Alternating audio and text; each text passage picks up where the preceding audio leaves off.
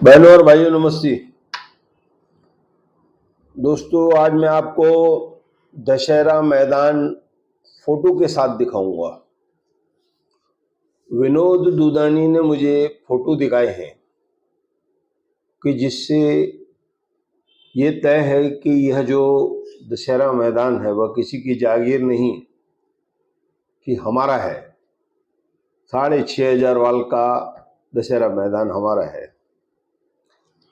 सरकार को एक नियम बनाना चाहिए। पहले ये नियम था, अब वो नियम रद्द हो गया है कि एक तय जमीन आप रख सकते हैं, उसके बाद ज़्यादा जमीन आप नहीं रख सकते। दोस्तों विनोद दूधानी ने जो फोटो भेजे हैं वह 2002 से 2007 के बीच के हैं।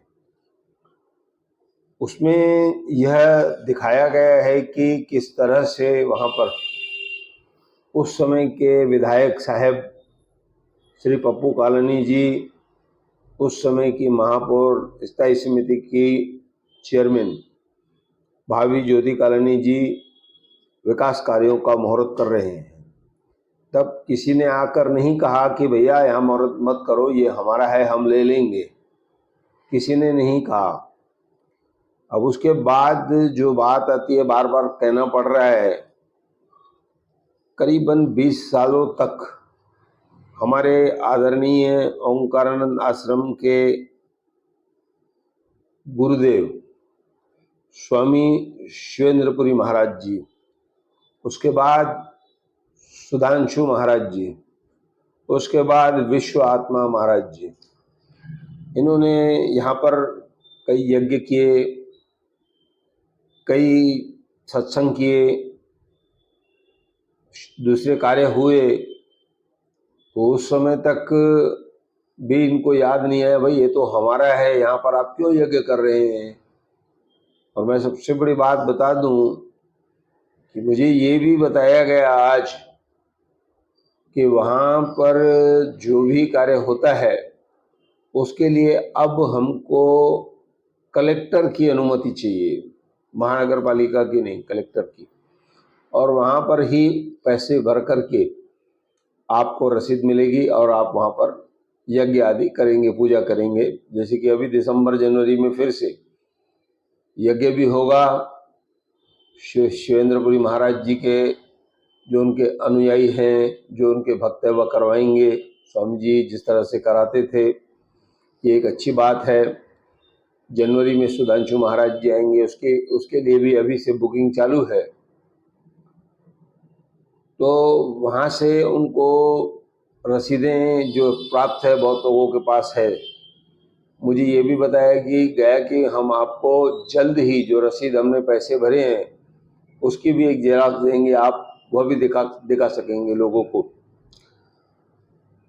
तो दोस्तों कुल मिलाकर आज हमारे पास फ़ोटो भी हैं। इस फोटो में, ये जो फोटो है उसमें आदरणीय दादा हमारे देवीदास जी, उस समय के उनके फोटो और आज उनकी जो उम्र हो गई है उसके हिसाब से उनको देखा जा सकता है।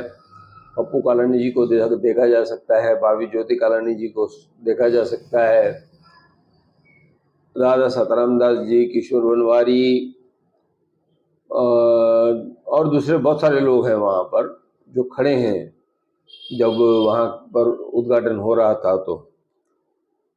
तो कुल मिलाकर आज मैं आपको जो दशहरा मैदान की स्थिति थी और जो उद्घाटन हुए, जो आज मुझे फ़ोटो भेजे गए हैं, वह मैं आपको फ़ोटो के साथ भेज रहा हूँ।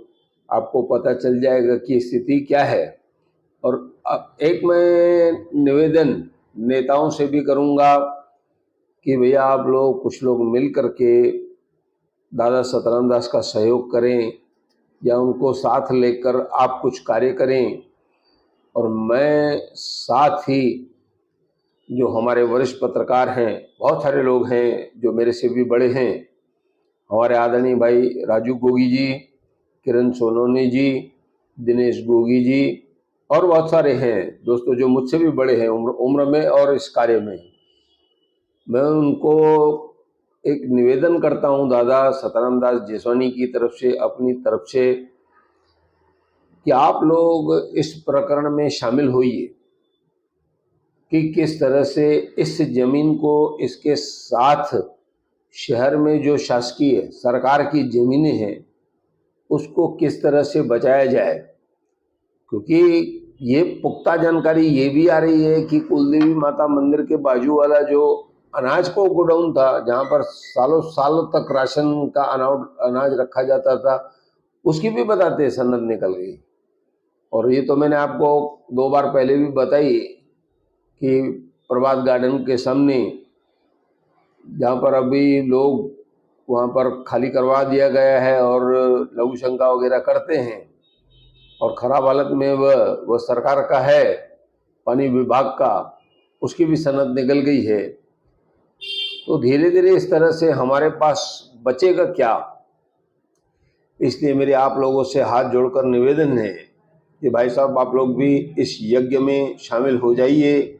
यह एक यज्ञ है, जमीन मत बचाने के लिए आप आइए और आप भी आहुति दीजिए कि इस दशहरा मैदान की जो असल बात है वह सरकार तक कैसी पहुंचनी चाहिए, क्योंकि हमारी बात तो सरकार तक पहुंच नहीं पाएगी और आप लोग जो करेंगे अखबार वगैरह में उसकी बाकायदा कटिंग होती है और वहाँ पर दिखाई जाती है सरकार को कि ये चीज़ें आई हैं, अधिकारियों को दिखाई जाती है।